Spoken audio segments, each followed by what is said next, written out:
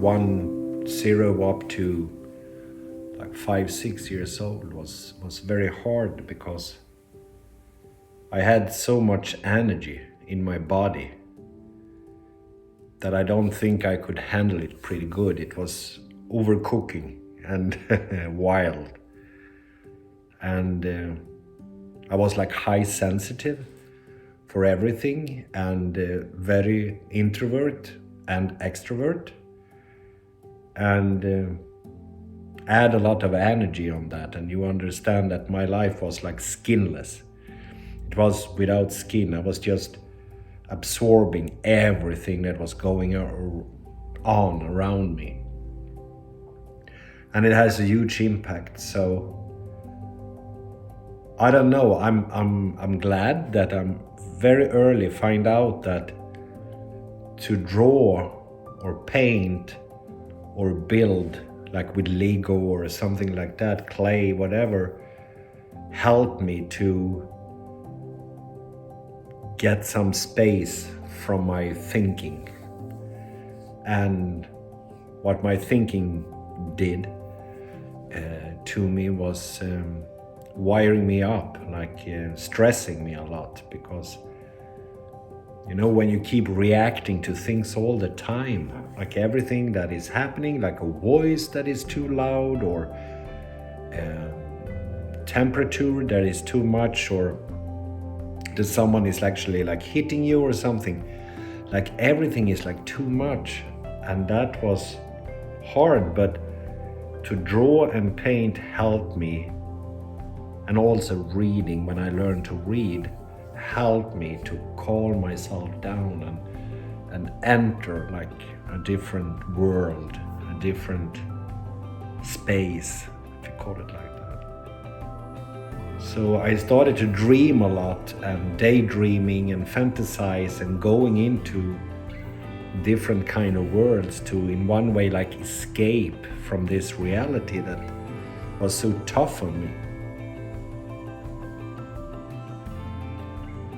And of course, when I couldn't paint or create or be physical with it, I created a lot in my mind.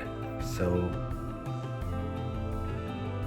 I understand it was hard times for people around me to actually understand me and trust me, because I was not like lying, but I was like dreaming and telling stories that was like between reality and my own fantasies. But I find my way with the colors and the drawing and the cartoons, and I learned to express myself, but also get my message out.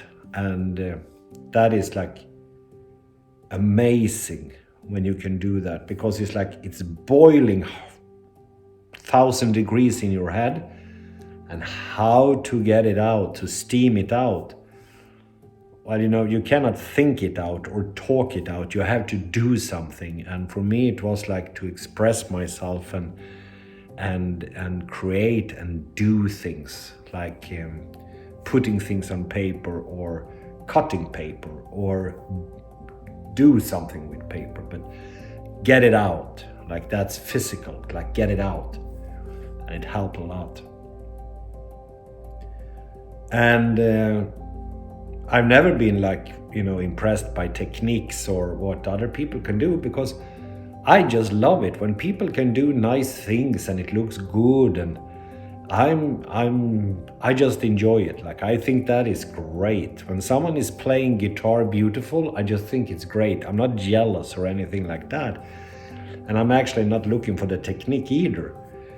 And the same thing with art, like when someone is really painting good and whatever good is, I'm not getting impressed by how good it is, but just like how good it is for someone to do it, like to impress other people and express themselves. And of course, I pretty early understood that if I actually should completely like express myself good and express myself in the best of ways, I also have to learn the techniques to do it, because it's clean the language, so to say. It cleans the communication. It makes it easier to hear and believe.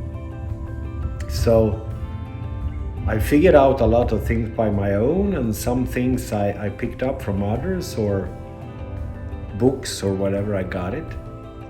And I was lucky in my little village. It was a lot of creative people with music and art and other things. And my father actually has a really good friend. I would say he probably was like my father's best friend, Bengt Bosshammar, and he was an artist, and he was really good technical viewed. He was really good, and I admire him a lot. And then it was another guy, Bengt Johansson, and he was also like a musician, but he was also really good in art. And Bosse Mörnerud, he painted stones like no one else from nature, like amazing guy. So I was like absorbed of a lot of good artists, and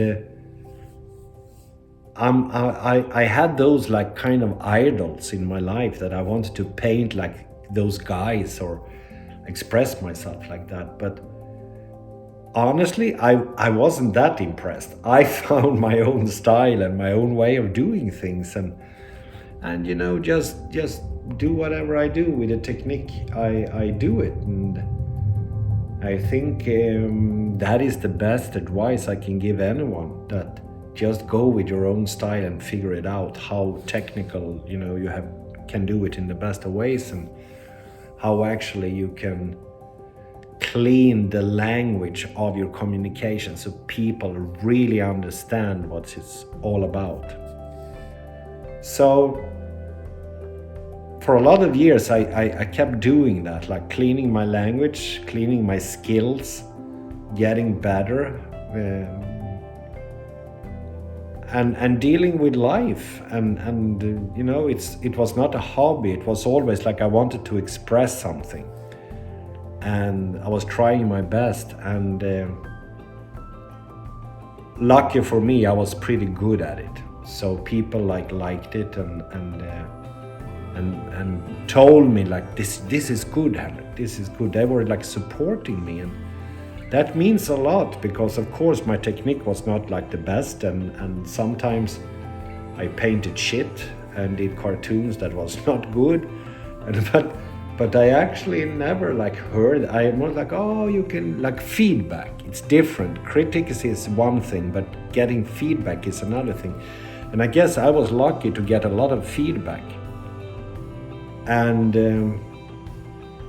here I am today, still painting, still expressing myself, trying to get my language and communication with my paintings and my colors as clean as possible.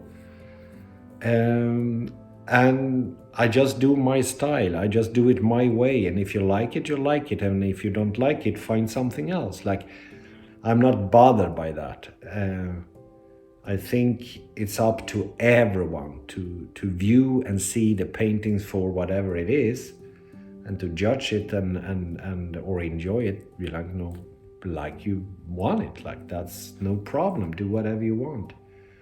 I will continue and paint and do my style anyway.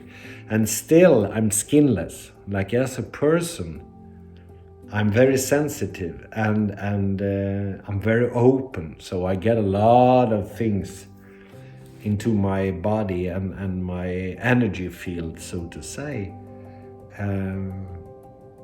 But I also learned that, you know, you cannot absorb everything, because then you die young.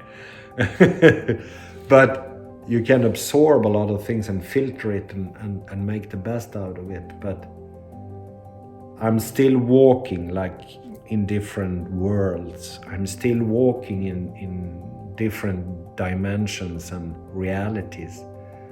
I'm still doing my best to get those trips into other dimensions down on the canvas or the paper, or whatever material I choose to work with, because it's always more to see, and it's always more to feel, hear, taste and smell. It's always a message that is only a message for the one that received the message, I guess, and translate it into reality. But I will continue, and I will keep up my job and my mission and paint and do a lot of things that hopefully make an impact on people, and yeah, that's my mission and vision.